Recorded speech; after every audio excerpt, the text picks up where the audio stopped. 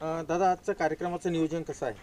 आज गेवराई तालुक्यात बीड तालुक्यात पण आहे आणि अहमदनगर जिल्ह्यातल्या श्रीगोंदा इथं कार्यक्रम आता लगेच त्या कार्यक्रमाला सुरुवात होती।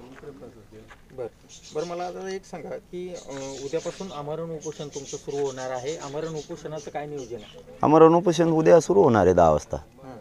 बैठक पण होणार आहे आणि लगेच आमरण उपोषण सगळे सोयरे कायद्याची अंमलबजावणी व्हावी आणि हैदराबाद संस्थांचं गॅजेटच्या संदर्भात, बॉम्बे गॅजेटच्या संदर्भात, सातारा संस्थांच्या गॅजेटच्या संदर्भात, महाराष्ट्रातल्या सगळ्या अंतर्वालीसह केसेसच्या बाबत असे 1-2 जे मुद्दे आहेत 4-5 त्याविषयी उद्यापासून सुरू होणार आमरण। यावेळच्या आमरण उपोषणाचं स्वरूप कसं असणार आहे? कारण जे तुम्ही आमरण उपोषण दुसऱ्या वेळेला केलं होतं ते कडक केलं होतं, त्यामध्ये तुम्ही ट्रीटमेंट घेतली नव्हती, औषध उपचार घेतले नव्हते आणि पाणी देखील घेतलं नव्हतं। यावेळेचं कसं असेल?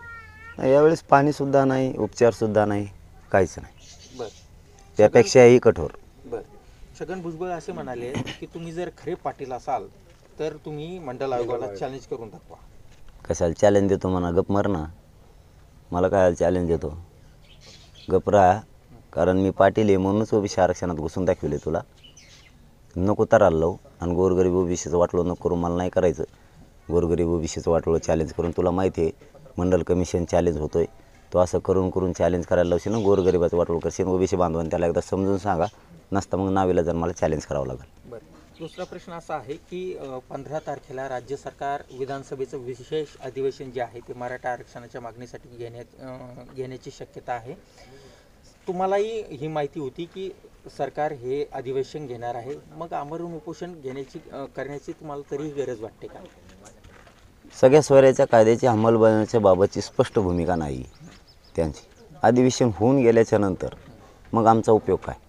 नागपूर अधिवेशनाच्या वेळेसही असंच झालं होतं, त्यावेळेसही आम्ही त्यांना सांगितलं होतं, त्यावेळेस मागच्या विषयाबद्दल मराठा आणि कुणबी एकच आहे यावर चर्चा घडून आणून 83 क्रमांकावर जो मराठा कुणबी एक आहे हा जी दुरुस्त करा किंवा त्याच्यात काही दुरुस्त्या बदल करायचा असल्या तर करा। त्यावेळेस असंच अधिवेशन आमच्या हातातून गेलं।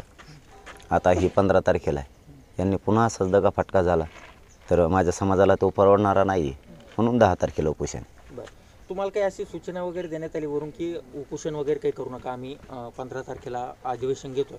नाही, असं काहीच नाही। आमरण उपोषणावर ठाम आहे? करणार, उद्या बसतोय। धन्यवाद दादा। ओके। देश विदेशातील प्रत्येक घडामोडींचे लाईव्ह अपडेट मिळवण्यासाठी आता साम टीव्हीच्या सर्व सोशल मीडिया प्लॅटफॉर्मला लाईक, फॉलो आणि सबस्क्राईब करा। तसंच सर्व नोटिफिकेशनसाठी बेल आयकॉन प्रेस करायला विसरू नका।